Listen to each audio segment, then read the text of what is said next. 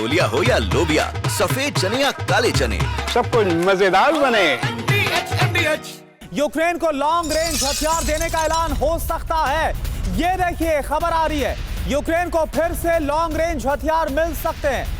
Ukraine को ATACMS फिर से मिल सकता है, लॉन्ग रेंज हथियार।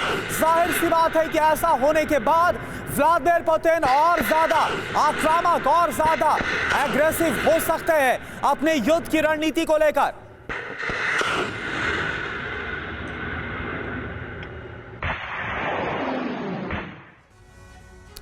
ट्रंप करेंगे बड़ा ऐलान, यूक्रेन को विनाशक हथियार। खबर क्या है ये आप जानिए। यूक्रेन को हथियार देने पर बहुत बड़ा ऐलान मुमकिन है। यूक्रेन को फिर से लॉन्ग रेंज हथियार मिल सकते हैं। आज लॉन्ग रेंज पर बड़ी घोषणा हो सकती है। यूक्रेन को ATACMS फिर से मिल सकता है। अन्य विध्वंसक मिसाइलें देने पर भी विचार किया जा रहा है। विनाशक हथियार क्यों? यूक्रेन के पास हथियारों की कमी है।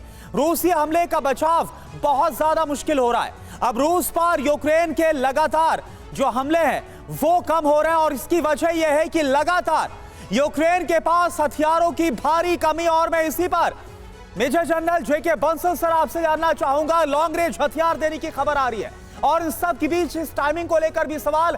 मार्क रूटे वॉशिंगटन पहुंच रहे हैं और डोनाल्ड ट्रंप आज बड़ा ऐलान कर सकते हैं। कैसे देख रहे हैं इन सबको आप? Shankar ji thank you.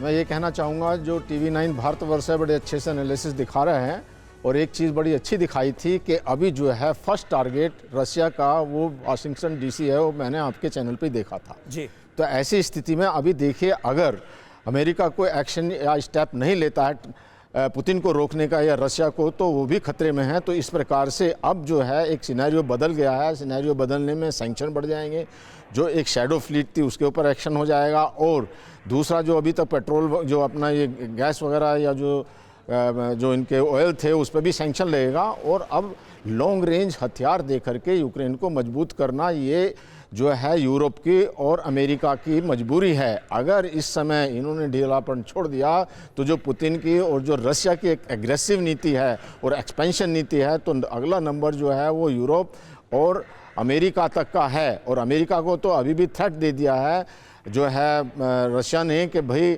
आप जो किम जिससे जो किम है जो नॉर्थ कोरिया से दूर रही है। तो इस प्रकार से अभी डायरेक्ट थ्रेट जिस प्रकार की रशिया दे रहा है जी। जो वाशिंगटन को या US को, तो उनके पास में कोई चारा ही नहीं है। कोई एक सख्त कदम उठाना ही पड़ेगा अपने सर्वाइवल के लिए। ये तो मुझे अभी लगता है कि ईरान युद्ध से भी ज़्यादा एक स्थिति अमेरिका की थोड़ा गंभीर हो गई है। तो इसलिए अब जो हथियार हैं, अभी जो पैट्रियट मिसाइल तो दे रहे हैं, वो तो उन्होंने यहीं से जो है जो यूरोप के अंदर है वहीं से मोबिलाइज कर देंगे। हालांकि बिल्कुल सही बात है। और ऐसा लग रहा था कि अमेरिका ने यूक्रेन से अपने हाथ खींच लिए हैं और ऐसा हुआ भी था, लेकिन ट्रंप का ये फैसला गलत साबित हुआ और अब ट्रंप अपने ही फैसले को पलटते हुए नजर आ रहे हैं एक बार फिर। अब छोलिया हो या लोबिया, सफेद चने या काले चने, सब कुछ मजेदार बने।